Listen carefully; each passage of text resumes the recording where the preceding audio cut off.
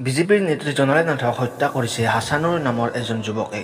এই হাছানুৰ নামৰ যুৱকজনে সকলো কথা বৰ্ণনা কৰিলে আৰক্ষীৰ আগত। যে তেওঁ কি কাৰণত হত্যা কৰিলে জোনালী নাথক, এই ভিডিঅ'টোৰ জৰিয়তে মই আপোনালোকক জনাম হাছানুৰে কিয় হত্যা কৰিলে বিজেপিৰ নেত্ৰী জোনালী নাথক। জোনালী নাথৰ কল ৰেকৰ্ডিঙত হত্যাকাণ্ডৰ ক্লু পাইছে আৰক্ষীয়ে। আৰক্ষীয়ে দাবী কৰিছে যে হাছানুৰ আৰু জোনালী নাথৰ মাজত আছিল অবৈধ প্ৰেমৰ সম্পৰ্ক। বিগত 2 বছৰৰ পৰা তেওঁলোক আছিল এই সম্পৰ্কত। লগতে আৰক্ষীয়ে জনাইছে যে হাছানুৰে শেহতীয়াকৈ বিবাহপাশত আবদ্ধ হ'বলৈ ওলাইছিল এগৰাকী যুৱতীৰ সৈতে। আৰু এই বিবাহক লৈ জোনালী আৰু হাছানুৰৰ মাজত সৃষ্টি হৈছিল সংঘাতৰ। তাৰ পিছত দেওবাৰে সংঘাতে চূড়ান্ত ৰূপ লয়। ইয়াৰ পিছতে গাড়ীৰ ভিতৰত জোনালীক ডিঙি চেপি হত্যা কৰে হাছানুৰে। এক অবৈধ প্ৰেমৰ পৰিণতিতে জোনালী নাথে হেৰুৱাব লগা হ'ল প্ৰাণ। বৰ্তমান হাছানুৰ ইছলাম আছে আৰক্ষীৰ জিম্মাত আৰু আৰক্ষীয়ে তেওঁলোকৰ তদন্ত অব্যাহত ৰাখিছে। আজিৰ বাবে ভিডিঅ'টো আছিল ইমানেই। জোনালী নাথৰ হত্যাক লৈ আপোনাৰ মন্তব্য জনাব।